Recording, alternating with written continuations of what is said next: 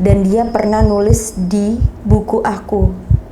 Namaku Listia Ning.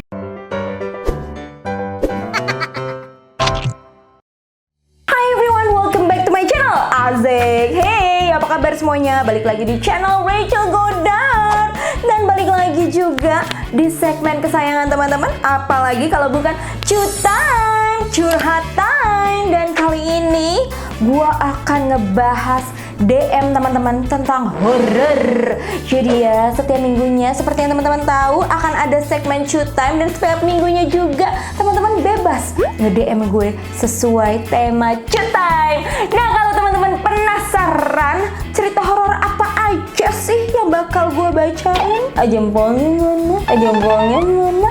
Like dulu dong videonya, abis itu subscribe dan share ke seluruh sosial media yang kalian punya. And now let's move on to the Time number 1. Sebelum gue bacain ya horor teman-teman nih, gue mau FYI aja, waktu gue buka segmen Time tentang horor ini yang nge-DM 3000 dong ya kan. Udah gue bacain satu-satu dan ini yang terbaik. Dan ada video juga fotonya. Ceritanya juga singkat padat. Jadi oke, kita langsung aja bacain DM pertama. Waktu lagi PKL di salah satu rumah sakit, nggak mikir kalau aku bakal sesensitif itu. Aku di ruangan bank darah untuk cuci piring. Bank darah, cuci piring. Oke. Aku emang ngerasa ada yang ngeliatin dari pojok kanan belakang. Ada laki-laki tinggi. Aku nggak peduli. Aku makin lama-lamain cuci piringnya. Padahal piringnya cuma satu. Lalu dia nempelin kepalanya di bahu aku dong. Dan di ruangan sebelahnya ada nenek-nenek yang ngasih lihat ke aku kalau dia lagi kayak gelantungan kepalanya di bawah dengan sekujur tubuh yang basah, terus kuku yang panjang. Dari situ aku mulai lihat mereka sampai kalau kena kipas rambutnya ngibas ke kakiku. Diikutin Kunti, bahkan pacaran sama panglima perang. Buat aku sih itu menyenangkan aja, seru berteman sama mereka. Lu kagak ada takut-takutnya bro? Oke, lanjut. Saya baru pindah kosan. Kebetulan saya dapat di lantai 2 dan tepat kamar saya itu adalah kamar mandi. Oh, maksudnya sebelahnya. Saya pikir enak nih dekat kamar mandi ya. Tapi ternyata mata-mata lain sedang memantau saya di kamar itu. Hari pertama ada kejadian jendela kamar bergetar kencang banget. Saya pikir itu cuma kena angin dan abaikan saja. Tapi besok pagi berisik banget. Di dapur ada darah di lantai kayak abis motong hewan kurban. Dibela oleh ibu kos itu, tadi ada anak ibu kos mainan pewarna makanan. Oke, saya nggak pikirin. Malam kedua, lemari kamar yang segede dan setinggi Monas jatuh. Oh my god. Diketawain juga kenceng banget. Besok paginya saya cabut dari kos. Dan ini penampakan kosannya. Jualan kelapa muda.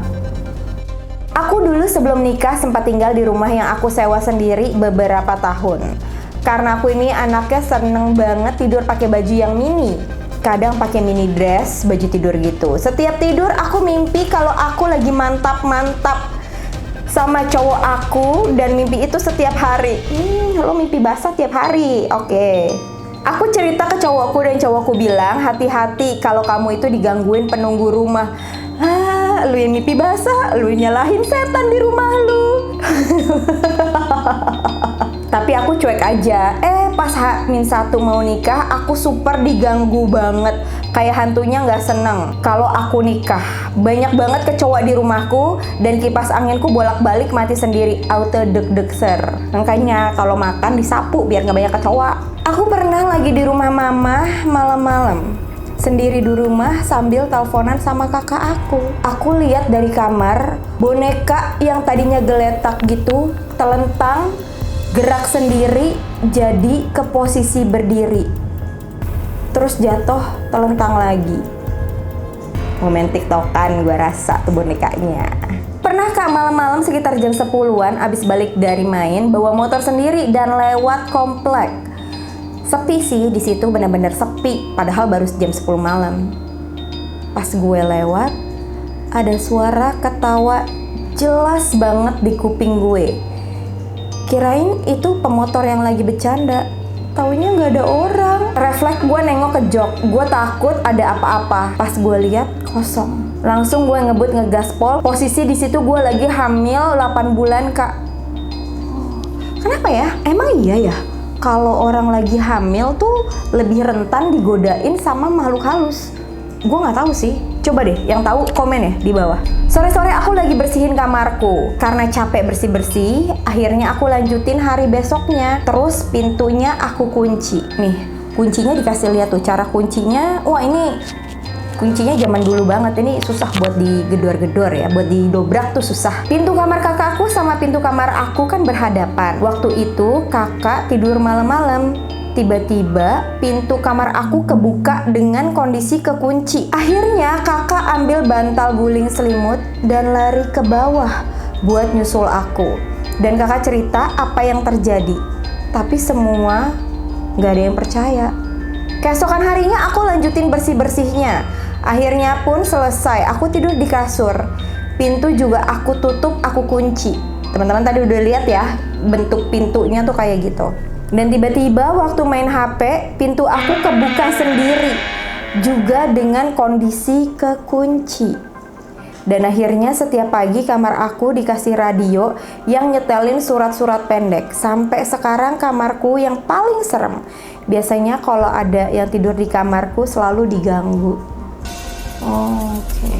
Kantor aku memang ada night shiftnya dan aku punya sixth sense. Nggak bisa lihat sih, tapi bisa merasa. Pernah jam 2 pagi, tiba-tiba keyboard sebelah aku bunyi kayak ada yang ngetik. Aku literally suruh dia diem. Karena aku lagi fokus kerja.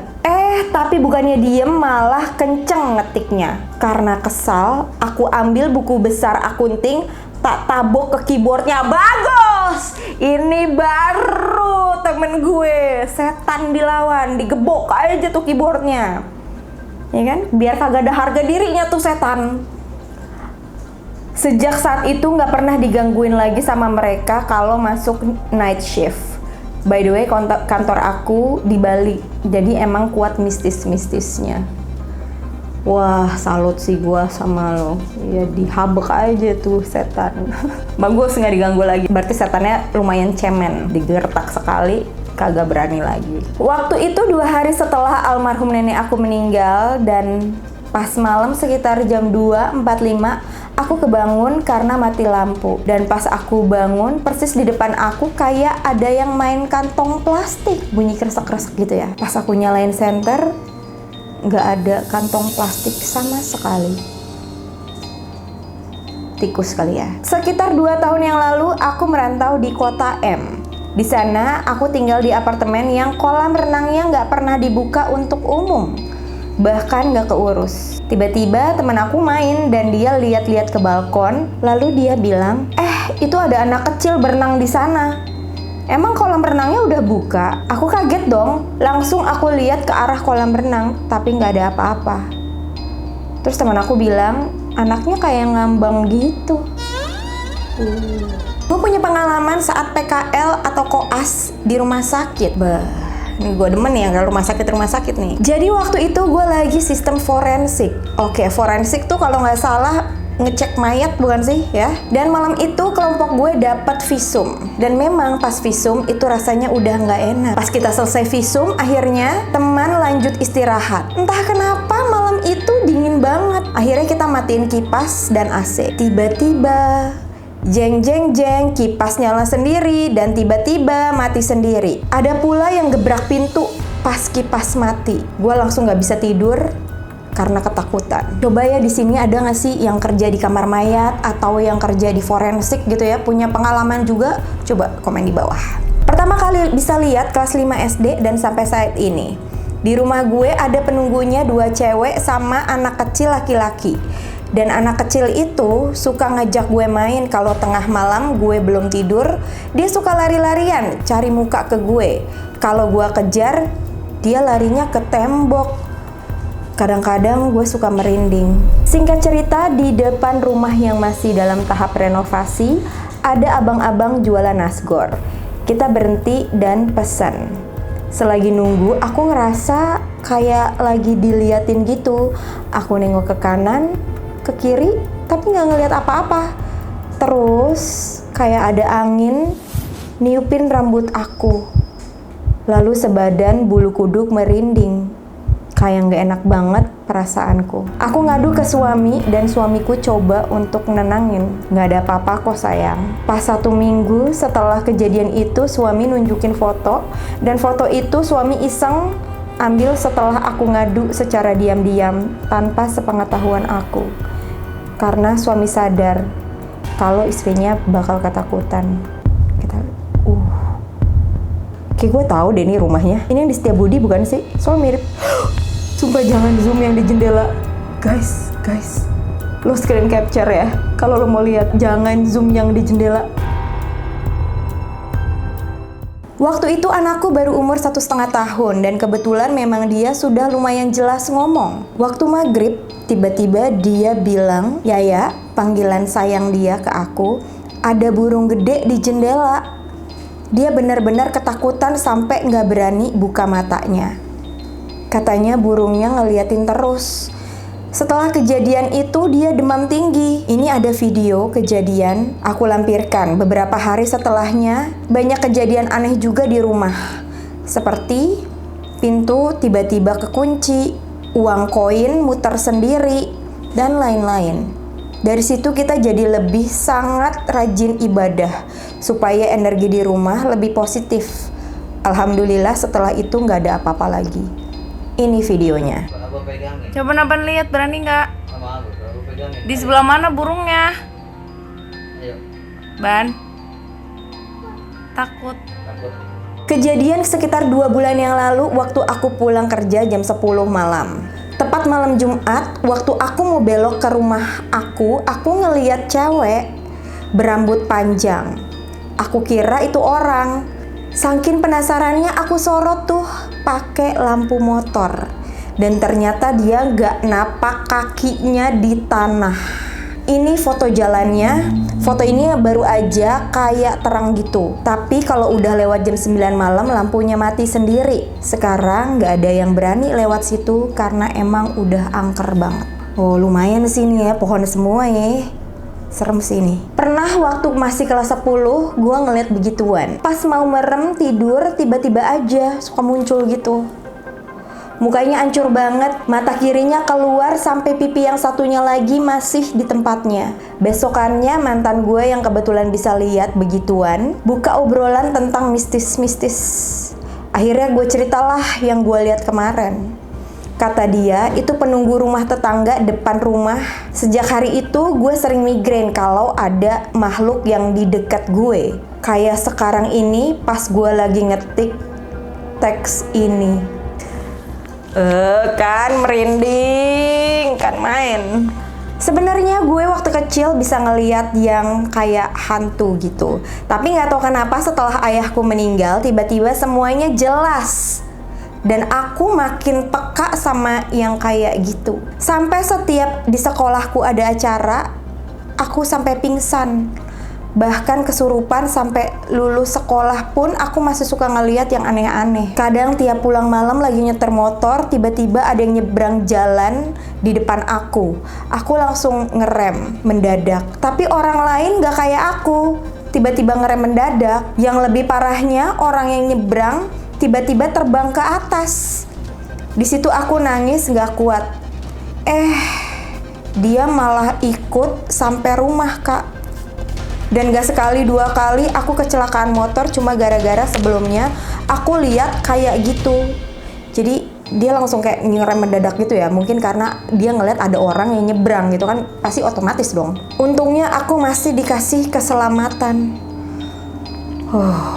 Oke, yang ini ada fotonya nih guys. Ceritanya nih dia lagi foto-foto di sebuah tempat gitu ya. Terus dia mau edit nih fotonya. Terus baru engah kalau tangannya panjang sebelah, hitam banget.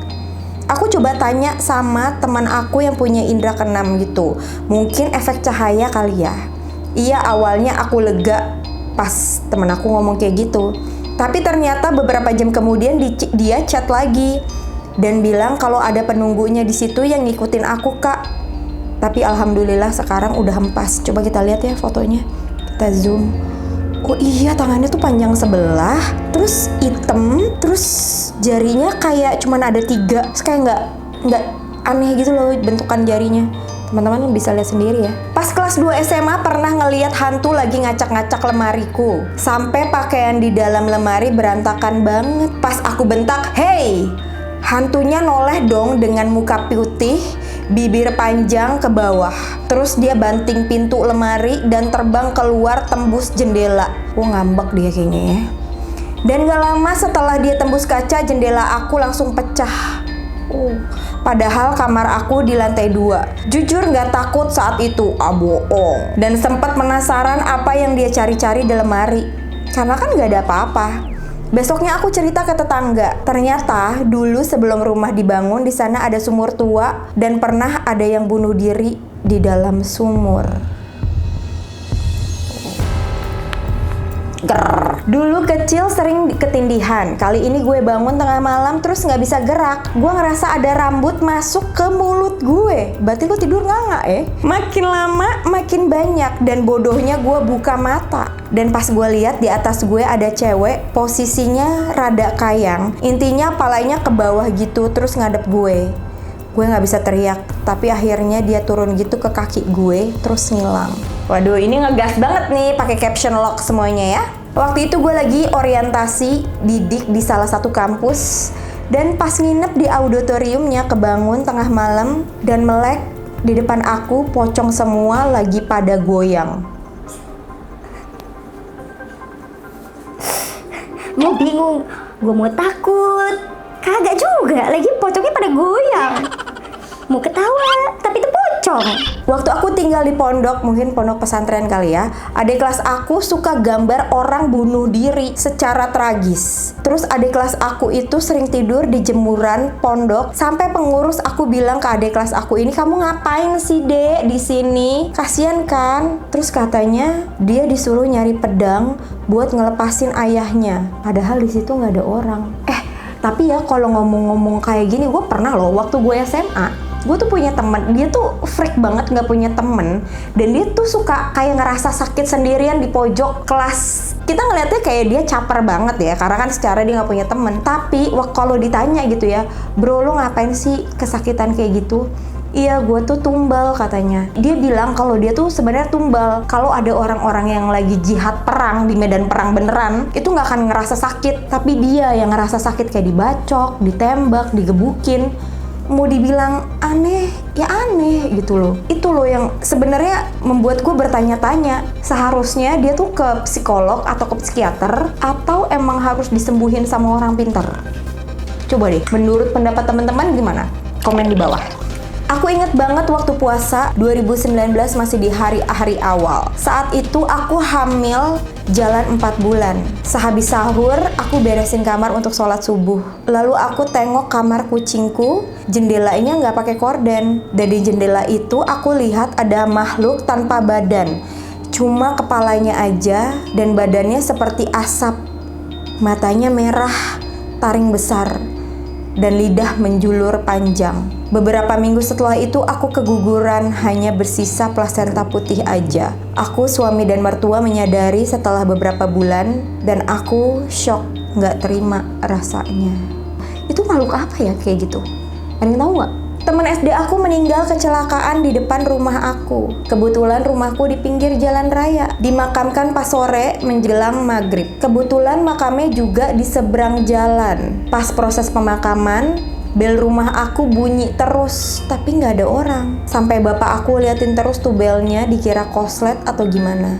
Anehnya, pas pemakaman selesai udah nggak bunyi-bunyi lagi tuh bel.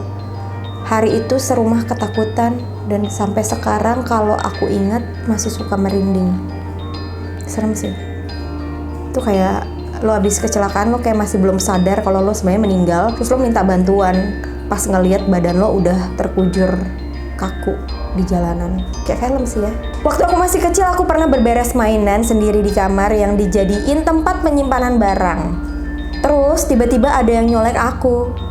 pas aku lihat nggak ada siapa-siapa. Aku tanya ke satu rumah tapi mereka bilang nggak ada yang nyolek aku atau manggil aku. Dan pas mama minta tolong aku buat naruh makanan ke meja, tiba-tiba ada nama aku ditulis kayak dari darah gitu. Nggak taunya setelah beberapa tahun rumah aku dibongkar, ada mayat yang terkubur di bawah rumahku. So that makes sense. Kak, ini ada video di pabrik tempat kerja aku pas malam. Ada kakak Kunti.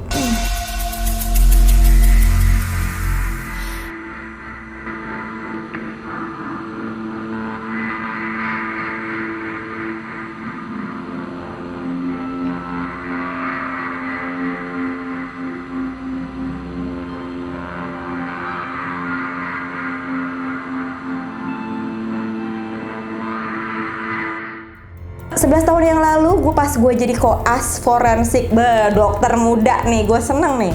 Ada mayat yang datang jam 3 subuh kecelakaan ketabrak kereta dengan otak terbuai.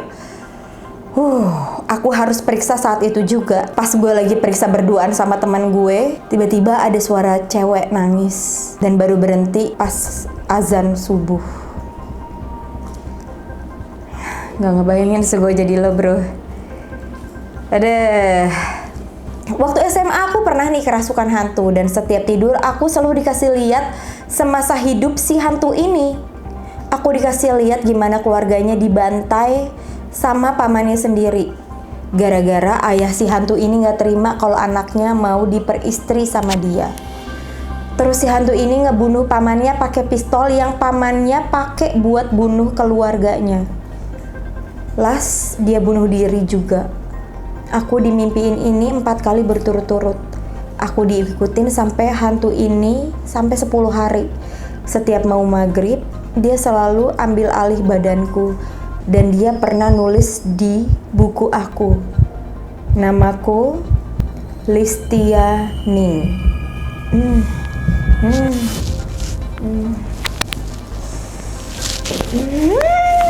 Merinding semua.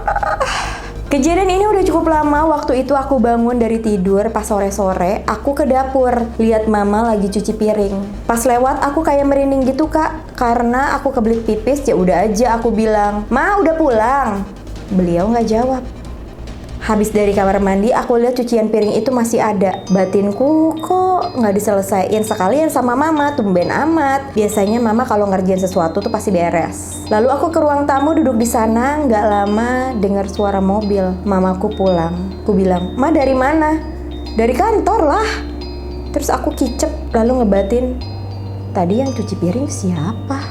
Pernah gak sih ada yang ngerasa kayak gitu? Gue tuh sebel banget tau gak kalau ada hantu yang menyerupai orang terdekat kita, kayak keluarga kita gitu loh. Kesel banget kan, lu maunya apa? Gue ributin lu sekalian. Masih takut gue. Coba komen-komen. Pulang kerja malam jam 9-an. Di jalan gue nggak tahu kenapa gue ngeliat orang nangis. Gue tanya, dia diem aja. Gue mau antarin ke rumahnya, tapi dia geleng-geleng sambil nangis. Terus ada tukang ojek manggil gue. Dia bilang, "Lagi ngobrol sama siapa, Neng?" Pas gue nengok, cewek yang tadi udah nggak ada dong. Sampai rumah gue demam 7 hari, Kak. Saya Indigo Rachel. Jadi everyday buat saya is a horror day. Tapi paling horror itu pas saya lihat kodam penjaga. Maksudnya kayak tiruannya gitu ya, yang mirip sama wujud asli orang itu. Jadi misalnya nih si A gitu ya, dia bisa ngikutin nih gayanya si A gitu ya, mirip-mirip gitu. Dan ngajak saya ke dunianya, bahkan berinteraksi sama saya. Saya suka nggak bisa bedain mana yang kodamnya, mana yang aslinya. Setelah mama meninggal, aku sering didatangi wanita cantik berambut panjang kayak Miss K. Kalau setiap jam 12 malam, pasti jamnya tepat segitu. Setiap kebangun selalu di depan aku posisinya sambil ngaca terus ngelirik aku, dan anehnya sudah jadi biasa, fine-fine aja. Dan itu sudah berjalan 9 tahun sampai sekarang. Aku indigo dan gak ada yang percaya sama aku sampai aku ngasih tahu kalau kakak kelas aku akan kecelakaan. Dan benar, Dia kecelakaan di Cibubur dan dia udah meninggal genap 4 tahun hari ini. Dan masih pada nggak ada yang percaya juga kalau pas aku bilang dia minta tolong cariin jempol dia yang masih ketinggalan di jalanan itu. Sampai sekarang aku yang sering didatengin setiap hari kematiannya. Tepat hari ini, saat aku cerita ini, dia masih ada di samping aku ngeliatin aku. Aku tuh punya kelebihan, kadang aku dipimpin orang yang akan meninggal. Nggak selalu, tapi sering. Yang paling serem itu waktu pesawat jatuh ke Karawang. Sebelum pesawat jatuh, aku mimpi banyak banget orang pakai baju putih naik gunung.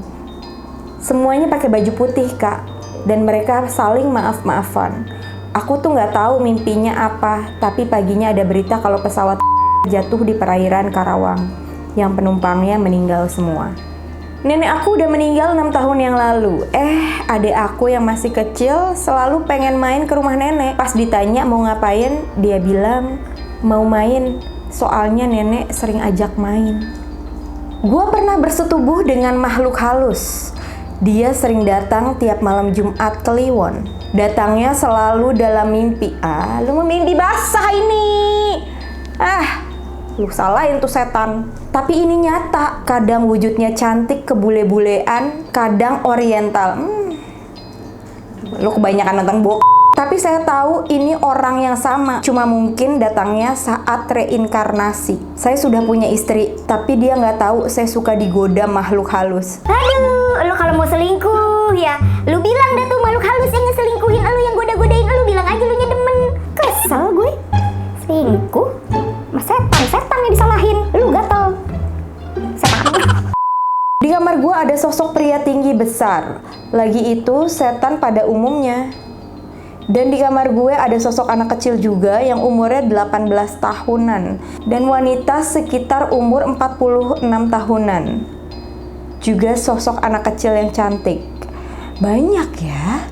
Mereka suka mengajak aku bermain, berlari-larian di ruang tengah. Mereka selalu menemani aku di atas lemari. Kak Rachel mau ketemu dia. Biar aku temuin kakak dengan anak kecil dan nenek-nenek ini. Makasih. Ini DM dari video editor gue. Lagi edit videonya Bang Ben, terus ada suara aneh. Terus aku lagi sendirian, langsung merinding. Minta izin balik cepet jam 17.40. Videonya di kantor, Kak. Legit banget itu. Coba kita lihat ya. Coba mana videonya nih? I never eat this before, Ben. No. Oh, God.